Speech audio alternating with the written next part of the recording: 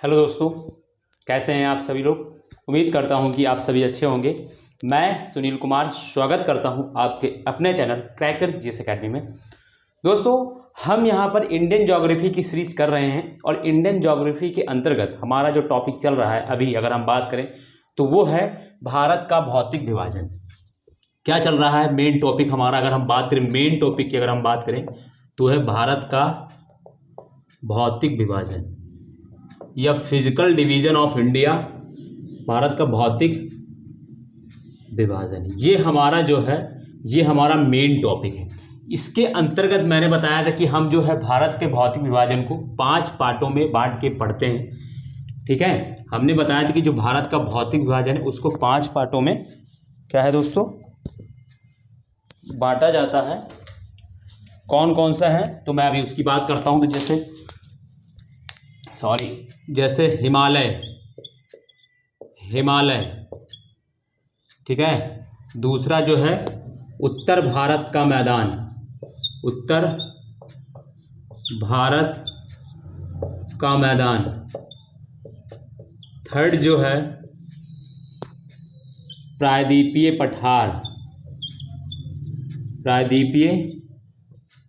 पठार, यानी peninsular India जिसको बोलते हैं। चौथा है तटीय मैदान और जो फिफ्थ है वो है द्वीप समूह या आइलैंड्स।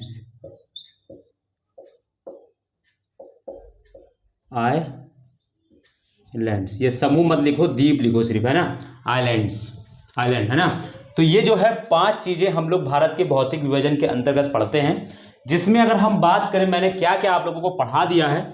तो हिमालय को मैंने कंप्लीट किया है, उत्तर भारत को मैंने कंप्लीट कराया है, प्रायद्वीपीय पठार तो अभी जल्दी ही परसों ही खत्म हुआ है। आज जो हमारा शुरू होगा, ठीक है, तटीय मैदान। देखो प्रायद्वीपीय पठार कल इससे संबंधित हम लोग जो है कल और परसों हम लोग क्या कर रहे थे, हम लोग कर रहे थे प्रायद्वीपीय पठार से संबंधित जितनी भी महत्वपूर्ण चोटियां हैं। कैसे कि जैसे स्टेट वाइज मैंने कुछ आपको चोटियां हैं, जो श्रेणियां हैं और जो पहाड़ियां हैं जो स्टेट वाइज है मैंने अलग से टॉपिक्स में अलग से करवाया। उसको उसी में नहीं मर्ज कर दिया, नहीं तो कंफ्यूजन बहुत ज्यादा रहता है, इसलिए अलग से मैंने कराया है। ठीक है, तो कल तक हम लोगों ने प्रायद्वीपीय पठार से संबंधित चीजें की। आज हमारा दोस्तों चौथा जो है, जो भौतिक विभाजन के अंतर्गत जो चौथा भाग है या कह लो, ठीक है, टॉपिक है वो है तटीय मैदान। ठीक है, तो आज हम लोग शुरू करेंगे तटीय मैदान। ठीक है, तो उससे पहले जो भी दोस्तों नए हैं दोस्तों उनका स्वागत है, और जिन्होंने अभी तक चैनल को सब्सक्राइब नहीं किया है वो दोस्तों चैनल को सब्सक्राइब कर लें। ठीक है, बहुत डिटेल से चीजें यहाँ पे कराई जाएंगी, एक एक चीज आपको बहुत अच्छे से समझ में आएगा। आप बेफिक्र होके बस पेन कॉपी लेकर बैठ जाएं, जैसा मैं लिखता हूं आप वैसा लिखते चलें, आपका अच्छा सा नोट्स और आपको एक अच्छी अंडरस्टैंडिंग मिलेगी। ठीक है, आप टॉपिक को अच्छे से कर पाएंगे, आप क्वेश्चन को अच्छे से कर पाएंगे, ये मेरा आपसे वादा है। आपको भटकना नहीं पड़ेगा और एक एक चीज को मैं खुद ही आपको इतना बता दूंगा कि आपको क्वेश्चन कम ही आएंगे। ठीक है, कम मतलब क्वेश्चन आप ऐसा नहीं कि आपको कुछ छूट जाए तो आप मुझसे कुछ पूछने लग रह जाए, ऐसा कुछ भी नहीं रहता।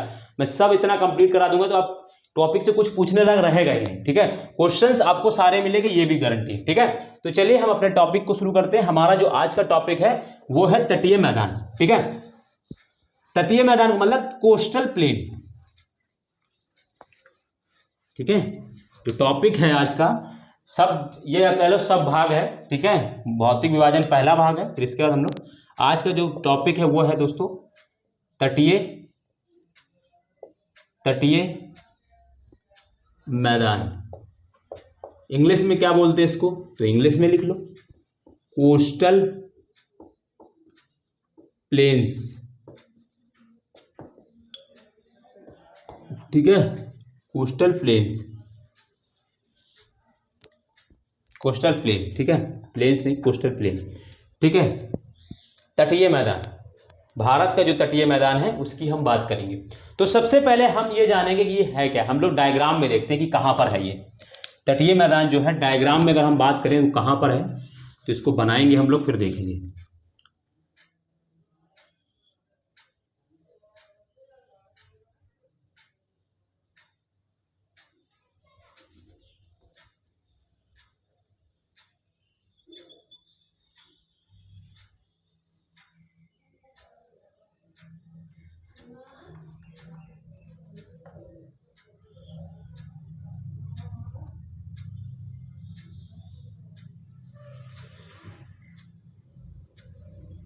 तो ये इस तरीके से ये जो है दक्षिण भारत का भाग मैंने आपको बना के दिखाया।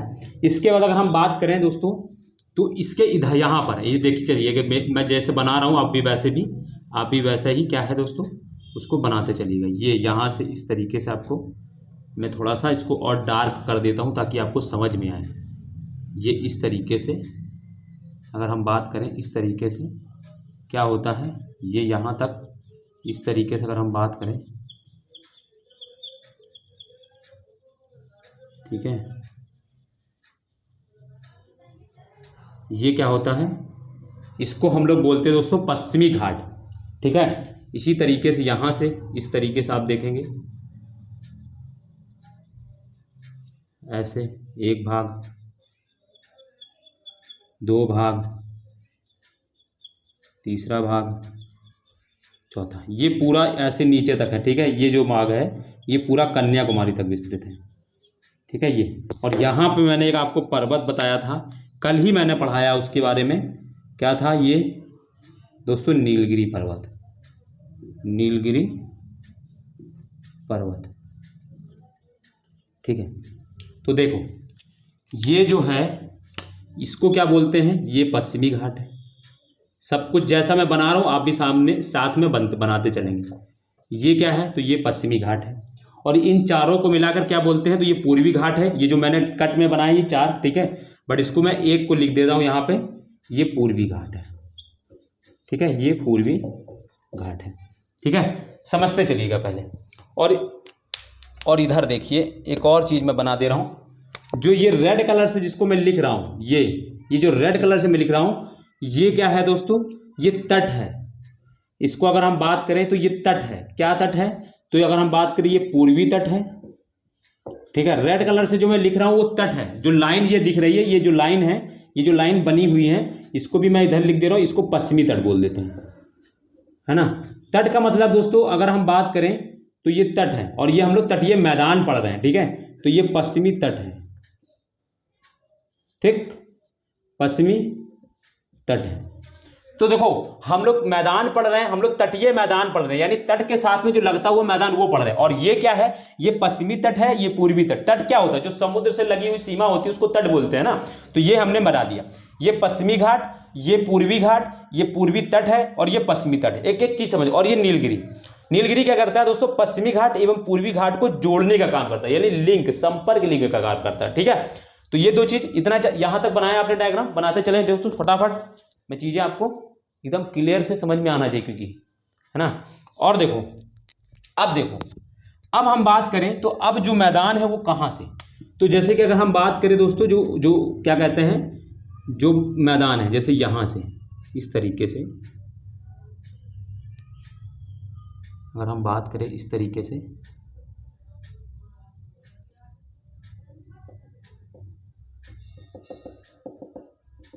ठीक है, आप लोग भी साथ साथ बनाते चलेंगे मेरे साथ। डायग्राम जरूर है, क्योंकि बिना ज्योग्राफी के डायग्राम को आप समझ नहीं पाएंगे ज्योग्राफी को कि क्या है ज्योग्राफी। ठीक है, ये चीज़ें आपको बहुत इंपॉर्टेंट है। इसके बाद अगर हम बात करें तो यहाँ पे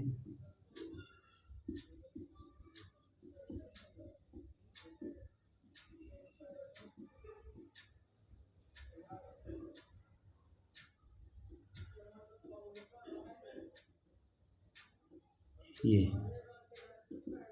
ऐसे, ठीक है, ये जो चीज़ है इसको हम लोग बोलते हैं, हम ब्लू कलर से लिख रहे हैं इसीलिए, ये जो भाग है इसको हम लोग पूर्वी तटीय मैदान बोलते हैं। पूर्वी तटीय मैदान, देखो वो तट है और ये मैदान है, यानी ये अंदर से। और इसको हम लोग क्या बोलते हैं, ये वाला जो भाग है इसको बोलते हैं पश्चिमी तटीय मैदान। तो इन दोनों को मिलाकर ये हमारे जो मैदान है इसको हम लोग पढ़ रहे हैं। इस तरीके से चीजें बनी होती हैं। ये इस तरीके, देखो तटीय मैदान का मतलब जो ये, यानी जो घाट बने हैं, जो तट बने हैं, जो समुद्री तट हैं उनको, और जो घाट के बीच का जो मैदान है, जो सकरा मैदान है, उसको हम लोग बोलते हैं दोस्तों तटीय मैदान।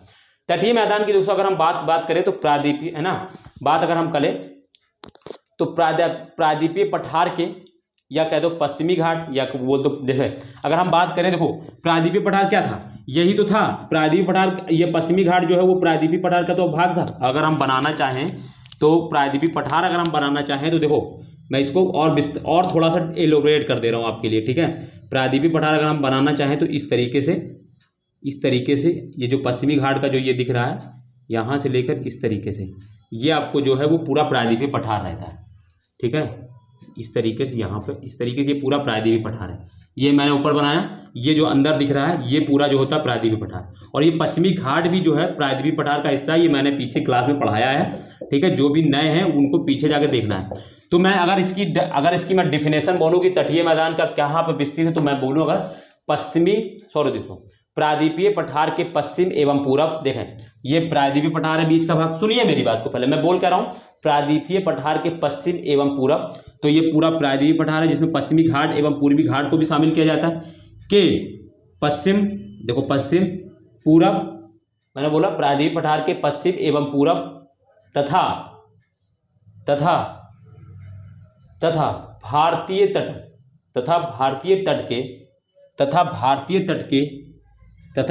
तट, ये तट है, ये जो लाइन दिख रही है ब्लैक जो मैंने बनाया ये तट है, तथा भारतीय तट के बीच स्थित सकरे मैदान, ये सकरे हुए क्योंकि ये ज़्यादा चौड़े नहीं, ये बहुत सकरे होते हैं, बीच स्थित सकरे मैदान को भारतीय तटीय मैदान कहते हैं।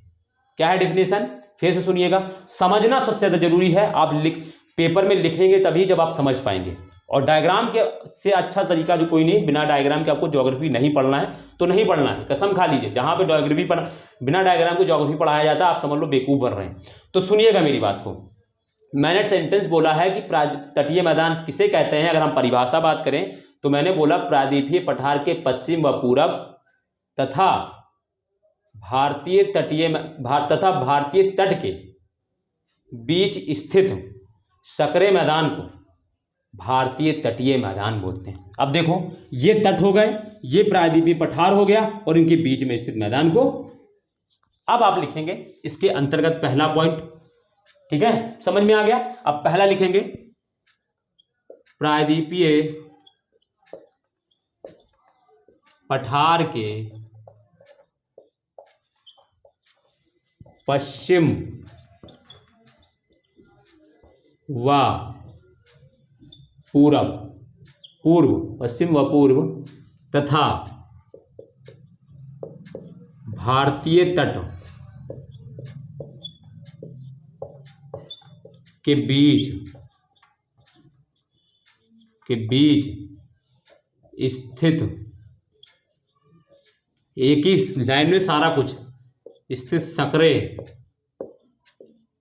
मैदान को क्या बोलेंगे, मैं डिफरेंट पेन से लिख रहा हूं, भारतीय तटीय मैदान, यानी तटीय मैदान। ये भारत के है तो मैंने भारतीय लिख दिया, तटीय मैदान कहते हैं कि बीच स्थित सकरे मैदान को भारतीय तटीय मैदान कहते हैं। तो तटीय मैदान की लोकेशन मिल गई, क्लियर है इतनी चीजें, तटीय मैदान की लोकेशन क्लियर है, बात हो गई। अब हम बात करें अगर दूसरी चीज, अब हमको ये पता होना चाहिए कि जो भारतीय तटीय मैदान है, ठीक है, उसका विस्तार या हम बात करें तो वो बने कैसे हैं। ये तो दोस्तों भारतीय तटीय मैदान की बात हो गई। दूसरी अगर हम बात करें तो भारतीय तटीय मैदान का निर्माण कैसे हुआ है, आखिर ये बन कैसे गए। दूसरा क्वेश्चन तो यही होगा ना, सबसे पहले तो बात हमें ये समझ में होना चाहिए कि भारतीय तटीय मैदान कहते किसे हैं। दूसरा, अगर हम बने हैं तो ये मैदान है भाई, ये मैदान किसी तरीके से तो बना होगा। तो अगर हम बात करें इनके निर्माण की, तो इनका निर्माण, ठीक है, इसका निर्माण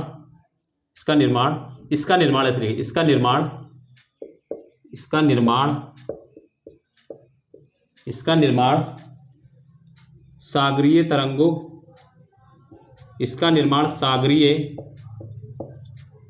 तरंगों के अपर्दन व निक्षेपण, ठीक है, सब शुद्ध हिंदी के शब्द हैं, व निक्षेपण तथा, तथा इसको पढ़ेंगे फिर अभी लिख लेने दो, फिर मैं समझा दूंगा इसको। तथा पठारी नदियों द्वारा, तथा पठारी नदियों द्वारा, नदियों द्वारा, नदियों द्वारा लाए गए, लाए गए अवसादों, सादों के जमाव से हुआ है। तो सेंटेंस देखो मेरी बात को, पहले सेंटेंस पढ़ो। मैंने क्या बोला है? इसका निर्माण सागरीय तरंगों के अपरदन व निक्षेपण। अब जैसे कि आप, पहले मैं इस टर्म को समझाता हूं, पहले मैं सिर्फ इसको समझाता हूं जो ऊपर लिखा है, फिर मैं इसको समझाऊंगा लास्ट बाद वाला। जैसे कि अगर हम बात करें दोस्तों, ये जो है यहाँ पे अगर हम बात करें इधर पर, यहाँ पे क्या होता है दोस्तों? अरब सागर होता है, ठीक है। और यहाँ पर क्या होता है दोस्तों? बंगाली खाड़ी होती है। और नीचे क्या होता है दोस्तों? हिंद महासागर। ये तो आप जानते ही हैं भारत के चारों तरफ। तो क्या होगा, जैसे भारत कभी क्या होता है, बहुत तेज हवाएं चलती है, तूफान चलता है, तो समुद्र में क्या होता है दोस्तों? भूकंप आ गया, मान लो ज्वाला भूकंप आया, या दोस्तों क्या हुआ, सुनामी आई, तो उस वजह से क्या होगा दोस्तों? क्या होगा? बहुत तेज लहरें चलती हैं। और जो लहरें क्या होती है दोस्तों, वो बहुत जोर से जाते क्या करती, तट पे टकरा जाती हैं। जब वो तट पे टकराएंगी तो क्या होगा? तट का जो कटाव छटाव होगा कि नहीं होगा दोस्तों? और जब वो कटा, जो तट है, वो जब तट है, अब जब वो तट कटेगा तो उसकी जो मिट्टी है या कोई भी चीज है, जो सेडिमेंट है, वो कहाँ होगा? वो उसी के किनारे जाके जमा हो जाएगा, उसी के किनारे जाके वहीं कहाँ पे दूर जाके जमा हो जाएगा उसी के पास। तो इसी वजह से मैंने लिखा है ये, इसका निर्माण और देख लो ये चीज जानो, इस सागरीय तरंगों का इतना ज्यादा रोल नहीं होता, बट कुछ रोल तो है, थोड़ा बहुत तो रोल है, ये एकदम नहीं कि बहुत ज्यादा इन्होंने नहीं, बट थोड़ा बहुत रोल है इन्होंने अदा किया है तटीय मैदान को निर्माण करने में। इसीलिए मैंने उस पॉइंट को यहाँ पे इंक्लूड करके लिखा दिया, ठीक है। तो मैंने इसलिए लिखा है कि इसका, अब आप बात को समझ गए भाई। यहां से मान लो सागरीय तरंगे उठी और जाके तट पे टकराई, और जब तट पे टकराएंगी तो क्या होगा? यहाँ पे तट के किनारे क्या होगा? वो कटाव छटाव करेंगी, और कटाव छटाव वाला जो क्या होगा, वो जो सेडिमेंट है यानी जो अवसाद बचेगा, वो क्या होगा? वो उसी किनारे जाके जमा हो जाएगा। जमा होगा तो फिर क्या होगा? एक समतल भूमि धीरे धीरे करके इसी तरह एक लंबा क्रम चलता जाएगा, तो एक मैदान सा बन जाएगा। तो वो क्या हो जाएगा दोस्तों? एक मैदान हो जाएगा। अब बात समझ में आ गई। दूसरी फिर मैंने इसी में हेडिंग जो जोड़ा है इसको मिटा लो। अब दूसरा पढ़ो यहां से, पठारी नदियों, तथा पठारी नदियों द्वारा लाए गए अवसादों के जमाव से हुआ। भाई ये तो समझ ही रहे हो, यहां से बहुत सारी नदियां निकलती, जैसे यहां से देखो, यहां से क्या होता है दोस्तों? बहुत सारी नदियां निकलती, जैसे महानदी है, गोदावरी है, कृष्णा, कावेरी। ये नदियां क्या होती है? अपने साथ अवसाद लेकर आती, वो तट के किनारे जमा कर देती। इसमें तो कोई समझने वाली ज्यादा बड़ी बात है नहीं। यहाँ जैसे देखेंगे आप, नर्मदा है, तापी है, बहुत सारी छोटी छोटी नदियां होती है जो पश्चिमी, देखो मैं एक चीज बता दूं, पश्चिमी तट पे दोस्तों बहुत सारी छोटी छोटी बहुत सारी नदियां होती हैं, ठीक है। तो उन वो सारी नदियां जो होती हैं वो यहाँ पे आके वो क्या करती हैं? आपको निर्माण कर देती हैं इसका। तो ये दोस्तों फटाक से इसको लिखेंगे, फिर इसके आगे का मैं चीज बताता हूं आपका, ठीक है।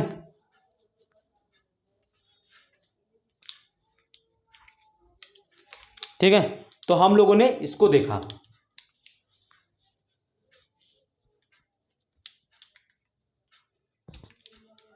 ठीक है। अब मैं इसको मिटा रहा हूं, इस पॉइंट को मैं मिटा रहा हूं, चीजें समझते चलना है। जो मैंने मैप में बनाया ना दोस्तों, उसके अलावा आपको कहीं से पढ़ना नहीं, बस मैप सबसे ज़्यादा जरूरी है। मैप अगर आपको याद रहेगा तो आप कभी ज़िंदगी में डायग्राम, ज्योग्राफी में दोस्तों मेंस लिखते समय डायग्राम बहुत ज़्यादा प्रूफफुल होता है, आपको डायग्राम हमेशा बनाते रहना है वहाँ पे। अब इसमें नेक्स्ट पॉइंट क्या है? नेक्स्ट पॉइंट क्या है दोस्तों? जो ये बात करें अगर हम, जो तटीय मैदान है इसको दो भागों में बांटा जाता है, जैसे मैंने दिखाया ना, पश्चिमी तटीय मैदान और पूर्वी तटीय मैदान। तो जैसे कि अगर हम बात करें, अगला पॉइंट इसमें क्या है? धरातलीय, धरातल तथा संरचना की दृष्टि से, ऐसे मत लिखो, ऐसे मत लिखो दोस्तों, ऐसे मत लिखो, ऐसे लिखो, भारतीय तटीय मैदान को, ऐसे लिखो, सॉरी दोस्तों, भारतीय तटीय मैदान को, तटीय मैदान को दो भागों में,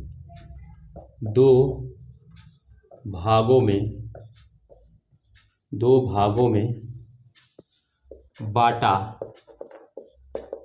जा सकता है, बांटा जा सकता है। कौन कौन से पहला है, देखो कौन कौन से भाग हैं। तो मैंने लिखा है फर्स्ट क्या है दोस्तों, पश्चिमी तटीय मैदान। दिख रहा है, कोई दिक्कत नहीं है ये पॉइंट। तो पश्चिमी तटीय मैदान, ठीक है। सेकंड जो पार्ट है वो है पूर्वी तटीय मैदान, पूर्वी तटीय मैदान। तो ये दो भागों में इसको बांटा जाता है। दिख रहा है आपको, डायग्राम में भी आपको मैंने बना दिया, कोई इतनी ज़्यादा कठिन वाली बात नहीं है, ठीक है। तो ये हो गया। नेक्स्ट हम क्या करेंगे दोस्तों, अब हम शुरू करेंगे पश्चिमी तटीय मैदान को पढ़ना, ठीक है। अब हम इंडिपेंडेंट पश्चिमी तटीय मैदान, अब आप लोग हेडिंग डालेंगे, ये तटीय मैदान के अंतर्गत ही है। अब ये सब हेडिंग होगी इसके अंतर्गत, ठीक है। अब हम सीधे हेडिंग डालेंगे, ये देखो मेन हेडिंग है, उसके बाद फिर 1 नंबर हम लिखेंगे, 1 नंबर लिखेंगे पश्चिमी तटीय मैदान। क्या है, पश्चिमी तटीय मैदान, ठीक है, मैदान। आपको समझ में आ रहा है ना दोस्तों, मैं मिटाल नहीं रहा हूं, क्योंकि दोस्तों रीजन ये है कि ये मैप से ही आपको सारा कुछ डायग्राम से ही समझना है। आप जब डायग्राम से समझेंगे तभी इसको ज़्यादा अच्छे से आप समझ पाएंगे, अदरवाइज मैं मिटाल दूंगा तो थोड़ा सा प्रॉब्लम हो सकता है आपको, ठीक है। तो ये चीज़ है। अब इसकी अगर हम बात करें, देखो ये जो पश्चिमी तटीय मैदान ये कहाँ पर है, सबसे पहला पॉइंट इसमें देखो ढूंढेंगे हम। क्या करेंगे, जैसे कि मैं अगर, चलो पहले मैं इसमें पॉइंट लिखा दे रहा हूँ, इसको मैं पॉइंट लिखा दे रहा हूँ, लिख रहा हूं,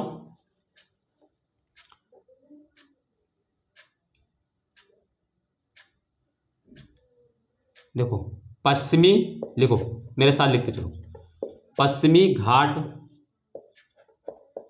एवं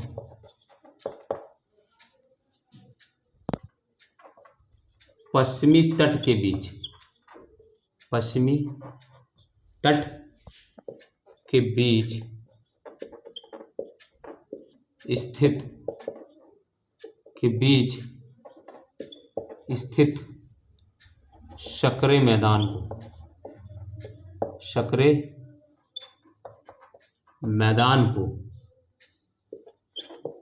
मैदान को क्या बोलते हैं, पश्चिमी तटीय मैदान।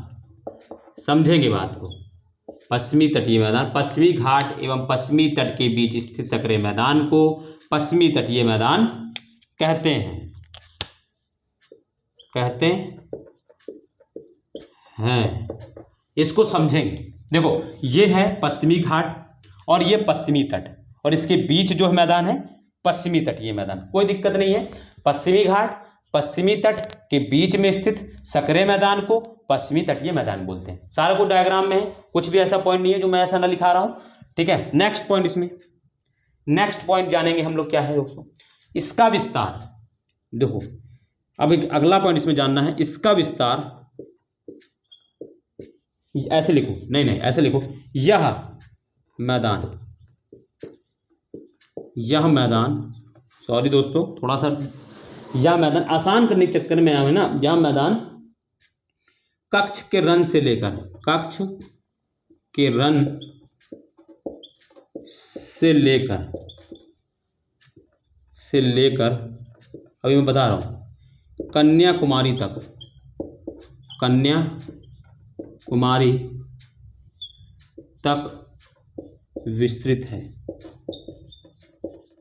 विस्तृत है या फैला है, जो भी आप लिखना चाहें लिख लें। देखो समझें इसको, यहाँ पे दोस्तों क्या होता है, ये इसको, ये जो है ना, इसको दोस्तों क्या है, ये कक्ष का रन होता है, कक्ष का रन है ना। ये जो होता है, ये वाला जो क्षेत्र होता है, ये देखो अगर हम बात करें, ये कक्ष की खाड़ी होती है जो मैदान है, और ये जो भाग है, ये जो भाग है ना, ये इसको बोलते हैं दोस्तों कक्ष का रन, ठीक है। इसको बोलते हैं दोस्तों कक्ष का रन। ये कक्ष का रन होता है, ये वाला जो पार्ट है, और यहाँ से लेकर आप अगर देखें तो ये यहाँ पे इस तरीके से अगर हम बात करें, ये कन्याकुमारी होता है, ये क्या है, ये कन्याकुमारी।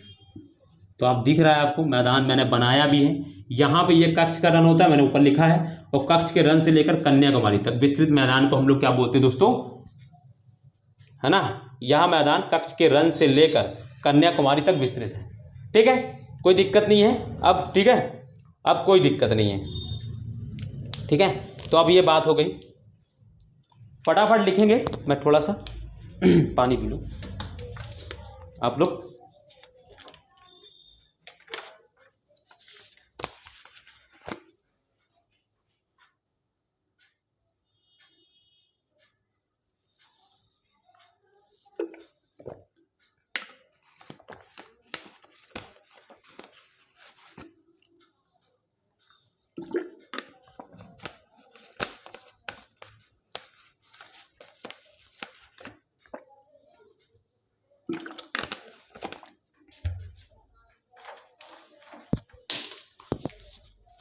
ठीक है, तो चलिए अब हम मिटाते हैं। अब हम मिटालेंगे इसको। अब अगला पॉइंट, अब मैं पूरा डायग्राम भी मिटाल दे रहा हूँ, ठीक है, कोई दिक्कत नहीं है। अब हम पूरा डायग्राम में मिटाल देंगे कि अब इससे अब डायग्राम में अभी फिर से दूसरा डायग्राम बनाना ना इसके लिए, तो अब ये वाला डायग्राम इसका यूज नहीं है। अब अगला डायग्राम बनेगा जब मैं बनवाऊंगा आपको, ठीक है। तो ये हो गई। अरे यार, हम लोग क्या कर रहे थे, हम लोग लिख रहे थे पश्चिमी तटीय मैदान, है ना। हम अभी पश्चिमी तटीय मैदान में ही कुछ पॉइंट हमको लिखाना है अभी, और हम लोग लिख रहे थे पश्चिमी तटीय मैदान पढ़ रहे थे, ठीक है। अब इसमें अगला पॉइंट लिखेंगे, पश्चिमी तटीय मैदान का, पश्चिमी तटीय मैदान का ढाल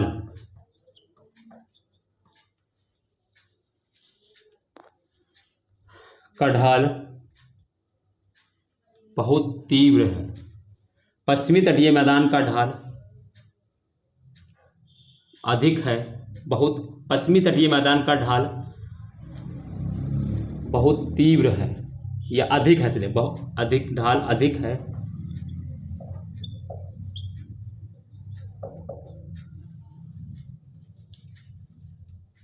इसलिए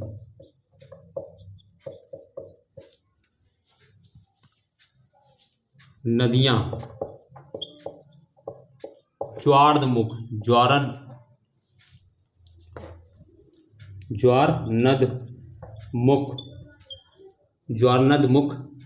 बनाती हैं। ये भी इंपॉर्टेंट पॉइंट है। पश्चिमी तटीय मैदान का ढाल अधिक है, इसलिए नदियां ज्वारनदमुख बनाती है। ज्वारनदमुख मतलब क्या होता है, जैसे कि अगर हम बात करें, जैसे मान लो ये नदी है, तो अगर नदी का अगर जैसे नदी जो है वो, अगर मान लो कोई पठार है या कोई पर्वत है, उस पर्वत का अगर ढाल धीमे रहेगा तो नदी बहुत धीमे धीमे जाएगी, तो वो क्या करेगी दोस्तों, वो मैदान का निर्माण करेगी या डेल्टा का निर्माण करेगी, ठीक है। बट अगर मान लो कोई जो मान लो तीव्र ढाल वाला हो, और तीव्र वाला ढाल अगर होगा ना, तो क्या होगा, नदी सीधे ऐसे आएगी और झट से नीचे गिर जाएगी।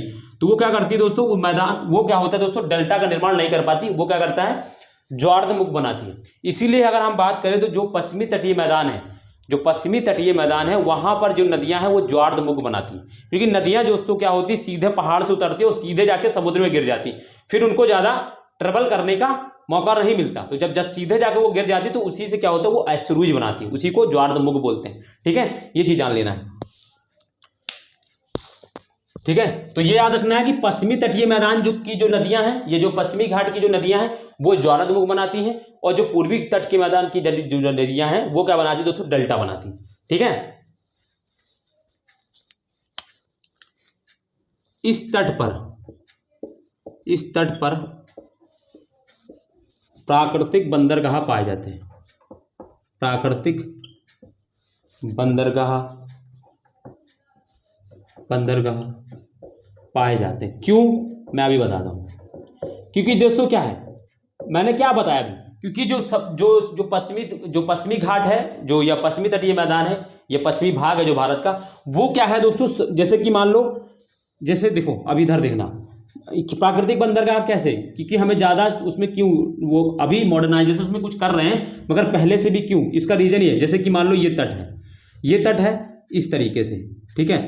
तो क्या है दोस्तों, इसके बगल में समुद्र है, ऐसे हमारे, इसको फील करो, तो समुद्र का पानी जो है ना वो दोस्तों यहाँ तक है, बस यहाँ तक है, ये तट इतना ऊंचा है। अब समुद्र आया दोस्तों, मान लो समुद्र जहाज दोस्तों मान लो ऐसे आया, वो ऐसे आके लग गया इसके किनारे, ऐसे आके लग जाएगा, तो अब जैसे क्या होगा, जहाज का जो ऊपर जहां से उतरना है, अब आके यहाँ से आदमी उतर जाएगा, ठीक है, और यहाँ सामान भी उसको उतारने में आसान हो जाएगा। तो इसीलिए यहाँ पे जो बंदरगाह है उनमें हमको सिर्फ मॉडर्नाइजेशन करना पड़ा है, उसमें ज़्यादा मेहनत नहीं करनी पड़ी। बट वही देखो, जैसे पूर्वी घाट में जाओगे तो जैसे मान लो ये तट है, अब पानी जो है दोस्तों वो तट के यहाँ तक है, यहाँ तक है। अब हमको फिर क्या करना है दोस्तों, अब जहाज आया तो जहाज की ऊंचाई इतनी हो गई, अब ये जमीन से ऊपर जहाज चला गया।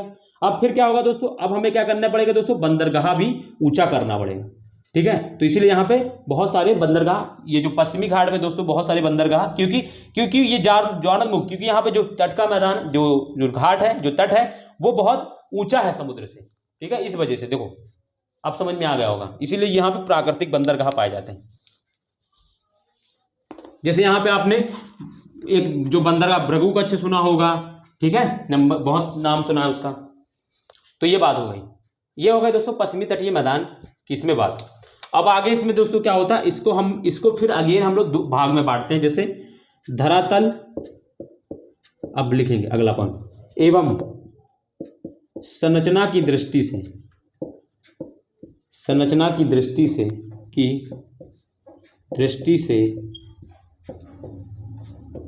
से पश्चिमी तटीय मैदान को, पश्चिमी तटीय मैदान को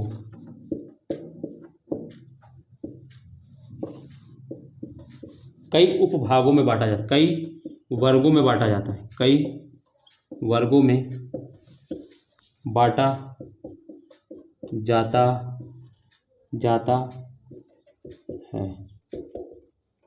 कौन कौन से हैं वो, तो इसको पहले लिखेंगे, काठियावाड़ का मैदान, काठियावाड़ का मैदान, ठीक है। सेकंड क्या है इसमें, इस तरीके से सेकंड लिखेंगे, ठीक है। इसमें सेकंड क्या है दूसरा, कोंकण तट, कोंकण तट। तीसरा लिखेंगे दोस्तों कोंकण तट है, ठीक है, कन्नड़ तट। चौथा है मालाबार तट, मालाबार तट, ठीक है। ये याद रखना है कि धरातल एवं संरचना की दृष्टि से पश्चिमी तटीय मैदान को कई वर्गों में बांटा जाता है, मतलब जैसे कई उपभागों में बांटा जाता है, या वैसे भी लिख सकते हैं, ठीक है, कई उपभागों में बांटा जा सकता है, ऐसे भी लिख सकते हैं। जैसे लिख लो, ये तो आप कंफ्यूज हो जाएगा, फिर वो भी बांटा है, ये भी बांटा है, तो ऐसे लिख लो कई उपभागों में, ठीक है,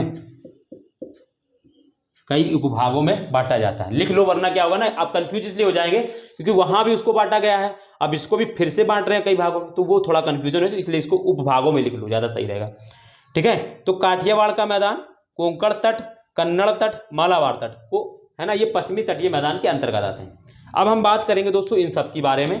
तो अब हम क्या करने जा रहे हैं दोस्तों, देखो अब एक डायग्राम बनेगा यहाँ पे, अब फिर से एक डायग्राम बनेगा, मेरे साथ साथ आप फिर से डायग्राम बनाएंगे। देखो दोस्तों एक चीज़ जान लो, जितना मैं डिटेल से और जितने आराम से, जितने इत्मीनान से आपको पढ़ा रहा हूँ और अच्छे समझा के, उसका रीज़न यही है कि आप क्वेश्चंस को सॉल्व कर पाएँ, आपकी अंडरस्टैंडिंग अच्छी हो, आपका एक बार आप अगर नोट्स बना लें तो आपको फिर से कहीं से कुछ करना ना पड़े, ठीक है। इस वजह से मैं सारी चीज़ें इतना आपको वेल डिफाइंड करके दे रहा हूँ, और आपका भी एक फ़र्ज़ बनता है दोस्तों कि आप लोग वीडियो को शेयर करें, और जिन्हों अपने दोस्तों हैं, जितने भी दोस्त हैं, अपने जितने ग्रुप्स हैं, जो भी जानते हैं, जिनको जो पढ़ते हैं वास्तव में, जो मतलब फ्री में चाहते हैं अच्छा कंटेंट चाहना, उनको दोस्तों जरूर पहुंचाएं उन तक, ठीक है। बस आपका एक यही काम है, बाकी आप सारा कुछ ज्योग्राफी के लिए मुझे छोड़ दें, बस आपका काम रहेगा रिवीजन करते रहिए मेरे से, ठीक है। तो अब हम बात करेंगे दोस्तों क्या है, देखो इधर समझेंगे, हम फिर से एक डायग्राम बनाएंगे और इसको समझेंगे, डायग्राम बना के एक डायग्राम बनाएंगे और इसको हम फिर समझेंगे।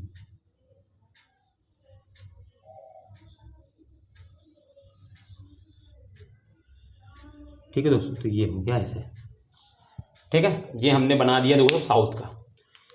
बात करें तो दोस्तों जैसे कि अगर हम बात करें यहाँ से इस तरीके से लेके ये जो पूरा क्षेत्र है, ये जो पूरा क्षेत्र है ये हमारा, मैंने जैसे कि बताया, ठीक है,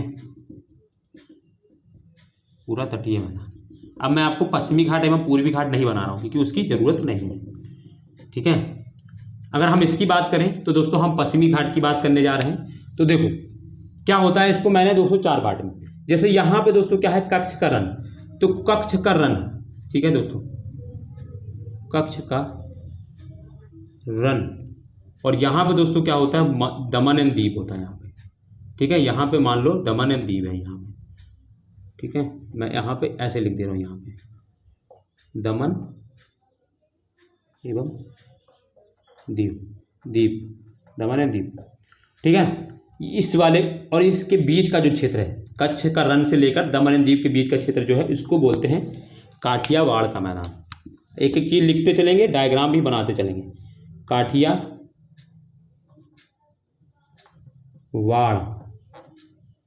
का मैदान। ठीक है, समझ में आ गया। दमन एंड दीव के बीच का जो मैदान है उसको काठियावाड़ का मैदान। दमन एंड दीव से लेकर दोस्तों गोवा है यहाँ पे दोस्तों क्या है, गोवा है। तो गोवा जो है, ठीक है, यहाँ पे दोस्तों क्या है, मैं यहाँ पे ऐसे बना दे रहा हूँ, क्या लिख दे रहा हूँ, गोवा। ठीक है, गोवा है। इसके बीच का जो मैदान है दोस्तों उसको क्या बोलते हैं, उसको मैं बोलता हूँ, मैं डिफरेंट पेन से लिख देता हूँ ताकि आपको, पेन कहाँ गया, ये कन्नड़ तट, क्या, सॉरी दोस्तों, कोंकण तट। कौन सा तट हो जाएगा दोस्तों, कोंकण तट। किसके किसके बीच में, तो दमन एंड दीव से लेकर गोवा तक के क्षेत्र को। फिर दोस्तों गोवा से लेकर न्यू मंगलोर, कर्नाटक में है दोस्तों ये न्यू मंगलोर। यहाँ पे दोस्तों कौन सा क्षेत्र है, न्यू मंगलोर। ठीक है मित्रों, सहपाठियों, न्यू मंगलोर। ठीक है, तो अगर हम इसकी बात करें तो ये कौन सा क्षेत्र है, ये कौन सा मैदान है, तट है, कोंकण तट हो गया। और ये दोस्तों कौन सा तट है, ये कन्नड़ तट। ठीक, और फिर न्यू मंगलोर से लेकर कन्याकुमारी तक, यहां तक कन्याकुमारी। ठीक है, इसको जो क्षेत्र है इसको बोलते हैं मालाबार तट, मालाबार तट। स्पष्ट, एकदम स्पष्ट, क्लियर, कोई दिक्कत नहीं है ना। फटाफट बनाएंगे और फिर इसको फटाफट हम लोग लिखेंगे भी, क्योंकि आज इसको पश्चिमी तटीय मैदान को तो आज पूरा हम करके ही जाएंगे, चाहे कुछ भी हो जाए। इसके बाद में हम लोग आगे बढ़ेंगे। इसको दीप ना लिखना, दीव लिख देना। दमन एंड दीव होता है ना, दीव होता है ना दोस्तों, दीप, हाँ दीव होता है, दमन एंड दीव होता है। तो चलो अब हम लोग लिखेंगे, अब हम लोग हेडिंग डालेंगे काठियावाड़। क्या डालेंगे, काठिया, अब आप वाड़ का मैदान। इसके अंतर्गत बस एक एक दो पॉइंट लिखना है दोस्तों, ज्यादा नहीं लिखना है। अब बस एक एक दो पॉइंट इंपॉर्टेंट कहां से कहां तक विस्तृत है तो वही लिखना है। तो यह कक्ष के रन से लेकर, ऐसे लिखें, यह कक्ष के रन से लेकर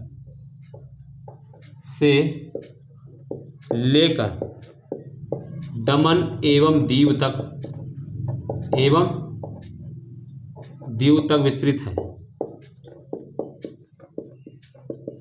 ठीक है, विस्तृत है। ठीक है, इस मैदान में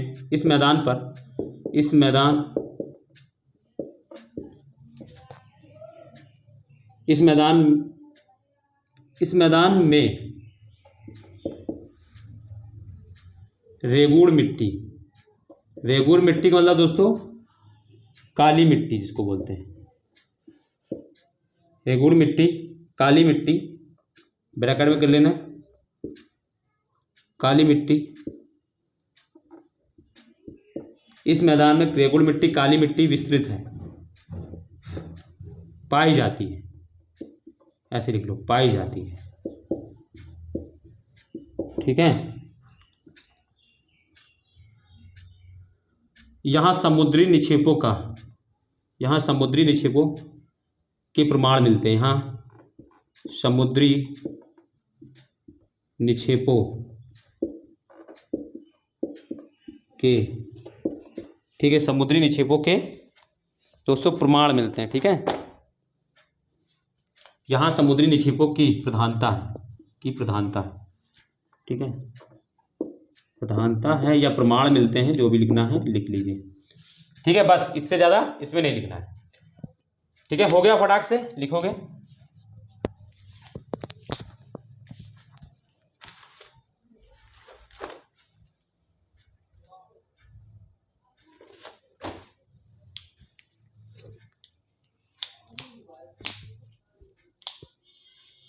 ठीक, चलो अब मैं डाल रहा हूँ, अगला मैं लिखने जा रहा हूँ, इसको लिख लिया होगा।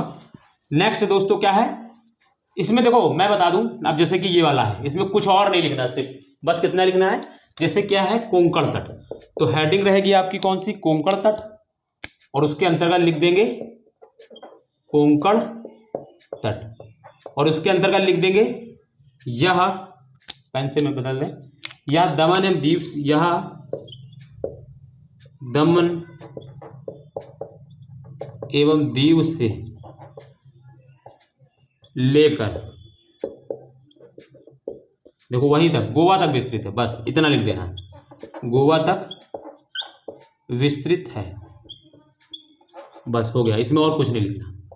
ठीक है, फिर अगला मैं इसी के आगे दूसरा वाला लिखा दे रहा हूं, कन्नड़ तट, हेडिंग डालेंगे आप कन्नड़ तट।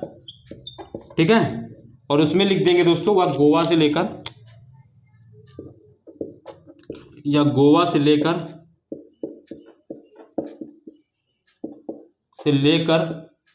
न्यू मंगलोर तक विस्तृत है, न्यू मंगलोर तक विस्तृत है। ठीक है, तक विस्तृत है। ठीक है, ये बस इन दोनों में इतना लिखना था, बाकी इसमें थोड़ा डिटेल लिखेंगे, उसमें हम लोग लिख ही चुके हैं। ठीक है, बाकी ये दोनों फट से लिखेंगे और फिर मैं इसमें डिटेल से थोड़ा सा लिखाऊंगा।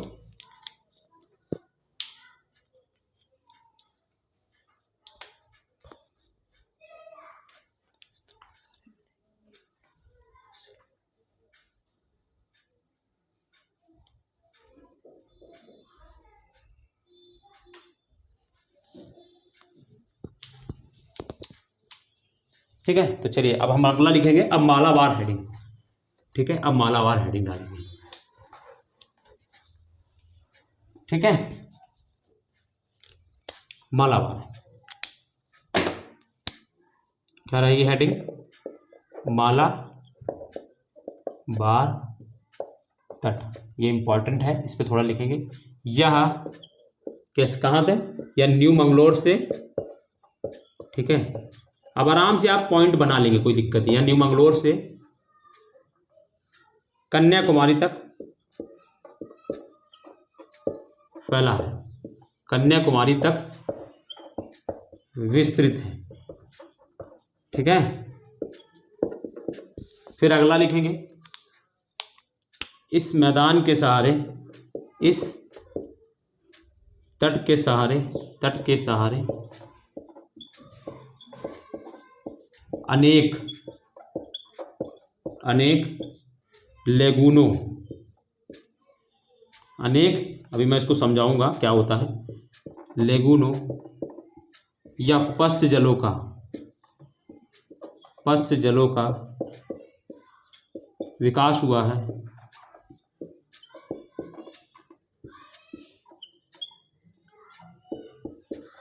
जिन्हें स्थानीय भाषा में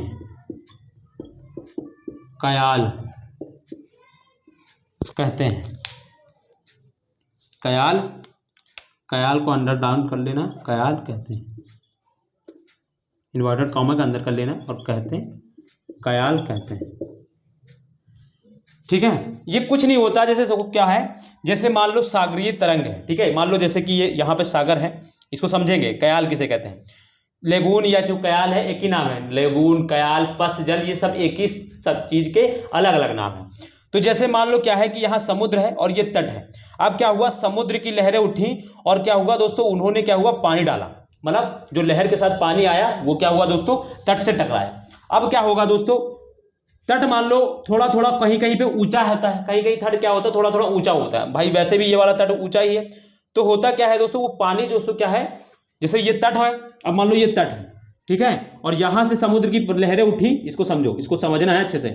फिर क्या हुआ दोस्तों, और वो हुआ क्या दोस्तों, वो पानी जब उठा तो वो पानी जो है आइस के समुद्र के साथ में वो पानी यहाँ पे भर गया, कहीं पर यहाँ पे भर गया, यहीं पे भर गया, इस तरीके से भर गया। इन्हीं को दोस्तों लेगून बोल देते हैं। समुद्र की लहरें उठी, समुद्र से टकराया, कुछ पानी दोस्तों वो चला गया। अब तट दोस्तों क्या है, थोड़ा सा मान लो कहीं ऊंचा है, जहां से पानी वापस नहीं जा सकता, वो पानी दोस्तों क्या हुआ, यहाँ पे भर गया, उसी को पसजल या लेगून या कयाल बोलते हैं। ठीक है, तो ये बात हो गई। ठीक, बस इतना समझ में आ गया ना दोस्तों। अगला पॉइंट इसमें एक और लिखेंगे, एक पॉइंट और है इसमें, इंपॉर्टेंट पॉइंट है। ठीक है, जैसे है ना, कहते हैं जैसे, देखो, ठीक है, ठीक है, जैसे हम बात करें अगर, जैसे जैसे दोस्तों अष्टमुदी, अष्टमुदी कयाल, अष्टमुदी कयाल ये केरल में है, ये हम लोग बाद में पढ़ते हैं। ठीक है, अष्टमुदी कयाल और वेम्बनाद कयाल, वेम्बनाद कयाल, ये बात हो गई दोस्तों। ठीक है, ये हो गई हमारी दोस्तों मालाबार तट के बारे में। दोस्तों एक चीज जान लो, जैसे कि जब क्या होता है, ठीक है, तो ये सारी चीजें हो गई। ठीक है, तो ये मालाबार तट के बारे में है। और मालाबार तट दोस्तों क्या होता है, जब हमारा मानसून आता है, ठीक है, तो सबसे पहले मालाबार तट पर ही वर्षा होती है। यही पॉइंट मैं लिखाने वाला था, बट उसको कोई ज़रूरत नहीं है यहाँ पे। ठीक है, यही पॉइंट मैं बोलने वाला था। जो मालाबार तट है, जो जब हमारा दक्षिण पश्चिम मानसून आता है जब भारत में, ठीक है, जो 5 जून के आसपास जब आता है, तो क्या होता है दोस्तों, सबसे पहले जहाँ पे बारिश होती है वो मालाबार के तट पर ही मैदान में बारिश होती है सबसे पहले। ठीक है, ठीक, ये चीज़ वाला समझ में आना चाहिए। ठीक है, तो ये अंडरस्टैंडिंग है। वैसे तो मैं इसको बताएं कब पढ़ाऊंगा, जब मैं इसको पढ़ाऊंगा, कब, जब भारत का क्लाइमेट पढ़ाऊंगा, या जलवायु या जिसको मानसून बोलते हैं, भारतीय मानसून, तब मैं वहां पे इसको पढ़ाऊंगा। ठीक है, तो ये हो गई दोस्तों हमारी पश्चिमी तटीय मैदान की बात। बहुत डिटेल से कराया मैंने, इतना डिटेल करा दिया है दोस्तों कि आपको अगर एक सिर्फ पश्चिमी तटीय खाली मैदान के ऊपर का 150 शब्द में लिखना हो तो आप आराम से लिख लेंगे, कोई दिक्कत नहीं होगी। ये मेंस होता है दोस्तों, इसको बोलते हैं दोस्तों वास्तव में मेंस लिखना। ठीक है, क्वेश्चन आपको मैं बता तो रहा हूँ, आप बस पढ़ते जाइए, आप पढ़ते जाइए, आगे जब पढ़ लेंगे पूरा, आप फिर क्वेश्चन सॉल्व करिएगा मेंस के, आपसे सारे क्वेश्चन बनेंगे, इस चीज़ की मैं गारंटी दे रहा हूँ आपको। ठीक है, तो चलिए दोस्तों, और पीटी तो दोस्तों आपका कवर हो ही रहा, और मैं फैक्ट जितनी चीज़ें वो भी लिखाते चल ही रहा हूँ साथ में।